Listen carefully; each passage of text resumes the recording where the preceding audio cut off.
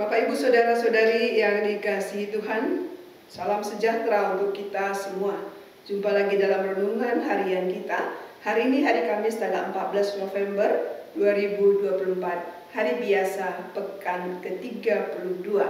Bacaan Injil yang akan kita renungkan dari Injil Lukas bab 17 ayat 20 sampai ayat 25.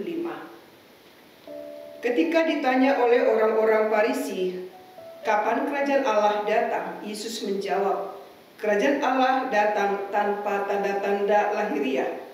Juga orang tidak dapat mengatakan, lihat ia ada di sini, atau ia ada di sana. Sebab sesungguhnya kerajaan Allah ada di antara kamu. Lalu ia berkata kepada murid-muridnya, akan datang waktunya, kamu ingin melihat satu dari hari-hari Anak Manusia itu, dan kamu tidak akan melihatnya. Orang akan berkata kepadamu, lihat ia ada di sana, atau lihat ia ada di sini. Jangan kamu pergi ke situ, jangan kamu ikut. Sebab sama seperti kilat memancar dari ujung langit yang satu ke ujung langit yang lain, demikian pula lah kelak halnya Anak Manusia pada harinya. Namun ia harus menanggung banyak penderitaan dahulu dan ditolak oleh orang-orang zaman ini. Demikianlah sabda Tuhan. Saudara-saudari yang dikasihi Tuhan, tema permenungan kita hari ini, kerajaan Allah ada di antara kamu. Saudara-saudari, suatu hari saya mengunjungi teman saya yang sedang sakit. Penyakitnya cukup parah dan ia tidak kuat lagi menahan rasa sakit itu. Maka ketika kami bercerita, dia mengatakan bahwa Tuhan itu sudah jauh dari dia. Lampu yang dulunya terang sekarang hanya tinggal berkedip-kedip saja. Maka dengan tenang saya mengatakan kepadanya bahwa Tuhan itu tidak jauh, tidak meninggalkan kamu. Tuhan ada di sini menemani kamu. Hanya sakit yang kamu alami membuat hati kamu jadi tertutup. Kamu marah pada Tuhan, sehingga Tuhan yang ada selalu menemani kamu sudah tak dapat kamu rasakan lagi. Demikian hati menentukan segala hal. Saudara-saudari, dalam bacaan yang kita dengar diceritakan bagaimana orang-orang Farisi bertanya tentang kapan kerajaan Allah akan datang. Dan Yesus menjawab bahwa kerajaan Allah datang tanpa tanda-tanda lahiriah. Kita tidak bisa mengatakan, lihat ia ada di sini atau ia ada di sana, karena sesungguhnya kerajaan Allah ada di antara kamu. Demikian dikatakan oleh Yesus. Jika demikian, bisa kita pahami bahwa kerajaan Allah bukanlah tempat, melainkan satu suasana yang ada pada mereka yang mengalami kebahagiaan, kedamaian, kebaikan, dan cinta.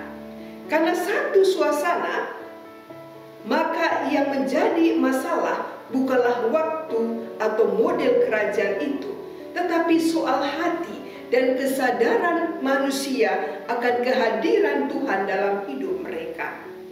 Bila kerajaan Allah itu punya bentuk, kemungkinan kita akan menggunakan segala cara agar dapat membangunnya. Bila kerajaan Allah itu ada di suatu daerah, maka kita akan berusaha untuk bisa menjadi penduduknya. Bila ia pun berkaitan dengan waktu, maka kita akan lebih bersikap awas menanti kedatangannya. Saudara terkasih, kerajaan Allah bukanlah sesuatu yang bersifat lahiriah, dapat diinderai. Tetapi kerajaan Allah lebih berhubungan dengan pengalaman batin yang hanya bisa dialami dan dirasakan. Karena ia lebih berhubungan dengan batin manusia, kerajaan Allah itu bertumbuh secara perlahan dan pengaruhnya hanya dapat diamati dalam hidup manusia dalam relasinya dengan yang lain. Di sini yang terpenting bukanlah usaha kita untuk mengetahui kehadirannya, tapi upaya kita untuk menyadari dan mengalaminya dalam keseharian hidup kita. Bagaimana kita membiarkan dia bertumbuh dan mempengaruhi hidup kita. Kerajaan Allah bukan soal waktu, tetapi masalah kesediaan kita untuk menerima kehadirannya yang akan mempengaruhi seluruh hidup kita. Saat hati kita dipenuhi rasa cinta, damai, bahagia, saat itulah kehadiran kerajaan Allah itu kita alami. Semua kualitas ini dapat diciptakan jika kita hidup seturut sabdanya dan sesuai dengan kehendaknya. Hidup sesuai kehendak Tuhan hanya mungkin apabila orang insaf bahwa hidupnya di dunia hanya sementara saja. Karena itu kita berusaha agar menghayati hidup kita secara baik sesuai dengan kehendak Tuhan. Saudara-saudari, bila kita sungguh menghargai hidup ini, tentu kita akan berusaha untuk menciptakan suasana kerajaan Allah dengan mengarahkan hidup kita sesuai dengan sabdanya. Maka perkataan Yesus, sesungguhnya kerajaan Allah ada di antara kamu, mendorong kita untuk menyadari kehadiran kerajaan Allah dalam hidup kita sehari-hari. Suatu kerajaan yang bukan teritorial, tetapi suatu situasi yang merujuk pada karya Allah di tengah-tengah umatnya.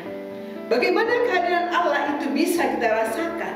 Karya Allah bisa kita rasakan ketika kita merasakan kasih, damai, sukacita, pengampunan, melakukan segala sesuatu dengan tulus hati, memberikan dukungan dan perhatian kepada sesama. Pada saat itulah kerajaan Allah hadir secara nyata di dalam kehidupan kita.